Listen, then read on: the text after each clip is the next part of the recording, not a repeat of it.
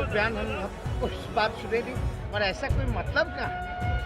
हम लोग महागठबंधन के लोग मजबूती के साथ एक साथ सब लोग निर्णय जो लेते हैं एक साथ और हम लोगों ने तो भाजपा को यहाँ से सबक सिखाया है, भाजपा को खदेड़ा है।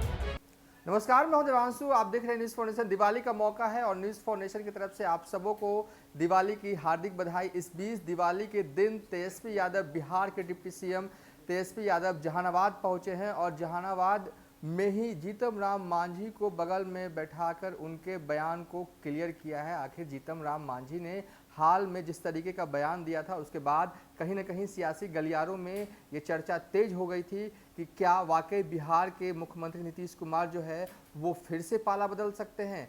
जीतन राम मांझी को बगल में बैठाकर उनके ही बयान को किस तरीके से क्लैरिफाई कर रहे हैं, देखिए तेजस्वी यादव।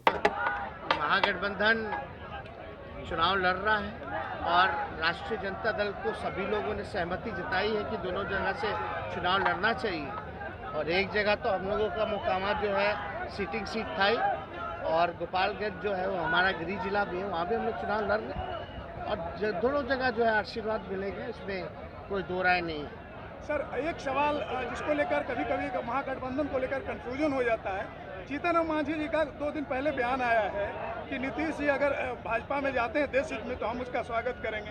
संयोग से जीतन राम मांझी जी यहीं पे हैं, तो ये कंफ्यूजन क्या है और इसको किस तरीके से? हम तो उनको बयान हम उस बात सुने नहीं और ऐसा कोई मतलब क्या है। हम लोग महागठबंधन के लोग मजबूती के साथ एक साथ सब लोग निर्णय जो लेते हैं एक साथ लेते हैं और हम लोगों ने तो भाजपा को यहाँ से सबक सिखाया है, भाजपा को खदेड़ा है, तो कहाँ सवाल कोई पैदा होता है। हम मांझी जी अभिभावक हैं हम लोगों के, हम लोग सब लोग साथ मिलकर के चल रहे हैं, इसमें कोई कंफ्यूजन की बात नहीं। आप ही लोग कुछ ना कुछ तोड़ मोड़ करके परोसते रहते हैं, कंफ्यूजन करते रहते हैं। अरे भाई, जब कोई सरकार मजबूती के साथ आगे चल रही है तो इस तरह के सवाल आप लोग क्यों पूछते हैं? आप लोगों को कहाँ से कल्पना आता है?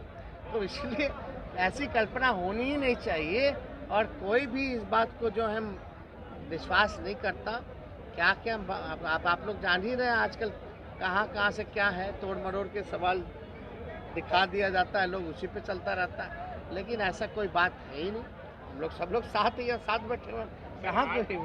यह तेजस्वी यादव जो साफ तौर पे कह रहे हैं कि पाला बदलने का कोई सवाल ही पैदा नहीं होता, महागठबंधन इंटैक्ट है। हमने तो सबक सिखाया है बीजेपी को बिहार में, अब बिहार में बीजेपी जो है वो आने वाली नहीं है। आपको याद होगा कि हाल ही में प्रशांत किशोर और जीतन राम मांझी ने इस तरीके से बयान दिया था। प्रशांत किशोर ने कहा था कि एक बार फिर से नीतीश कुमार जो है वो पाला बदल सकते हैं।